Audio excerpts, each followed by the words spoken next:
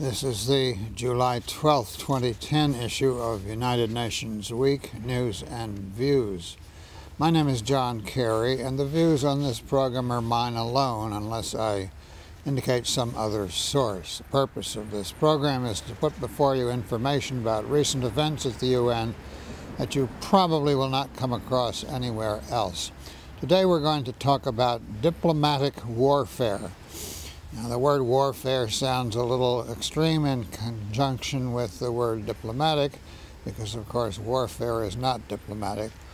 But what I mean by this phrase is warfare or pressure exerted by means other than force, physical force, and especially where this is done by the United Nations. Normally the United Nations is influenced behind closed doors and exerts much of its influence behind closed doors.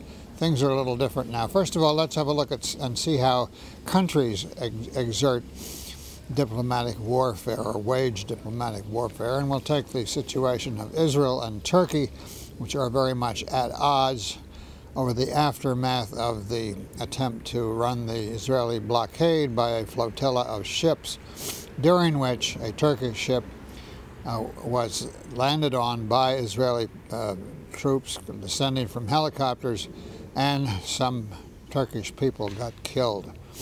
Here is what has been happening between Turkey and Israel in the way of diplomatic warfare. Turkey withdrew its ambassador from Jerusalem. Turkey halted joint military exercises with Israel. Turkey banned Israeli military flights from its airspace, and in return Israel has withdrawn its military advisors from Turkey, has warned its citizens, Israelis, about visiting Turkey, has impounded the ships that were involved in the flotilla, and has refused to compensate the families of those who were killed, and especially has refused to apologize. This is what nations do to each other, short of using force. Now let's see how this kind of diplomatic warfare is carried on by the UN, and in this case it involves a contest between Secretary General Ban Ki-moon and the government of Sri Lanka. Here is a statement issued on July the 8th by the spokesperson for the Secretary General, and I quote, "The Secretary General finds it unacceptable that the Sri Lankan authorities have failed to prevent the disruption of the normal functioning of the United Nations offices in Colombo as a result of unruly protests organized and led by a cabinet minister of the government." This is a salvo being fired by the Secretary General against the government of Sri Lanka. He goes on to say, in light of the evolving situation, he is recalling the United Nations resident coordinator, Neil Buna, recalling him to New York for consultations. He has also decided that the UN Development Program Regional Center in Colombo will be closed. Now, these don't sound like very drastic actions, but they have an enormous symbolic significance. Finally, the Secretary General said on July 8th, the spokesman said, the Secretary General calls upon the government of Sri Lanka to live up to its responsibilities towards the United Nations as host country. Whenever the UN establishes some sort of an office or other installation in a country, there is an agreement between the host country and the UN, and it spells out in detail what the responsibilities of each party are. So says the Secretary General, he's calling on Sri Lanka to live up to its responsibilities as host country so as to ensure continuation of the vital work of the organization to assist the people of Sri Lanka without any further hindrance. Then again the next day, the 9th of July, the spokesperson said, following his decision yesterday to recall the UN resident coordinator in Colombo and close the UN Development Program Regional Center in Colombo, The Secretary General calls again upon the government of Sri Lanka to take urgent action to normalize conditions around the UN offices in Colombo so as to ensure the continuation of the vital work of the organization to assist the people of Sri Lanka.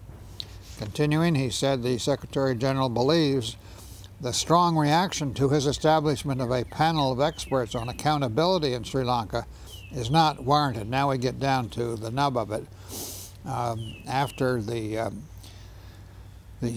government of Sri Lanka succeeded in putting down the Tamil Tigers' many 20-some-year revolt, accusations began to be heard of war crimes or atrocities committed by the army of Sri Lanka.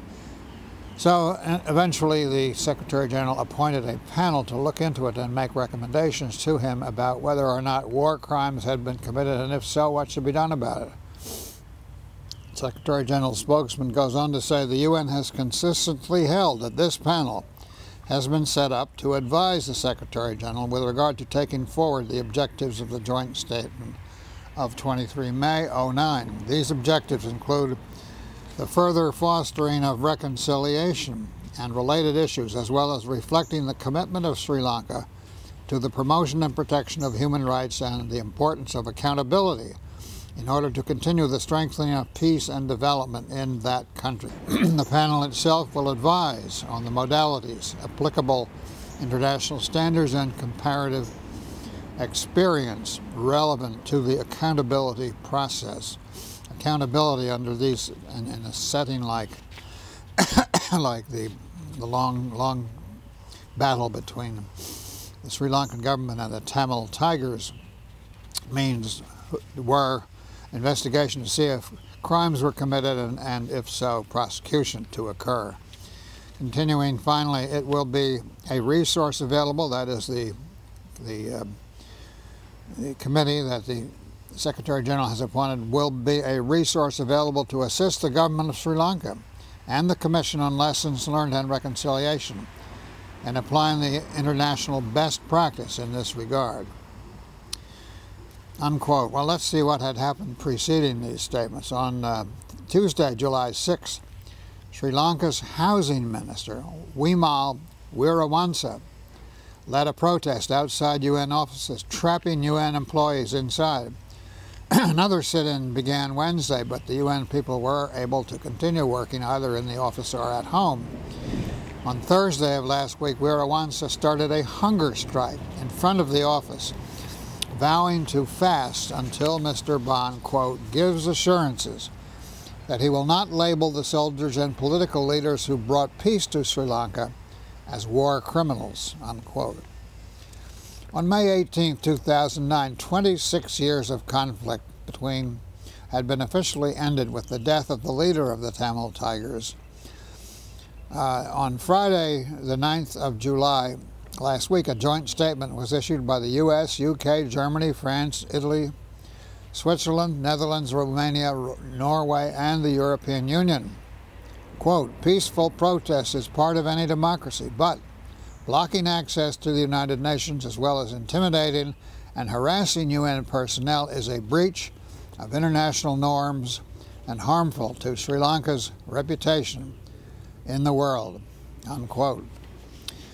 Those were Western countries speaking. Reuters quoted Wirawansa as declaring his fast, quote, this fight will end either in victory or death.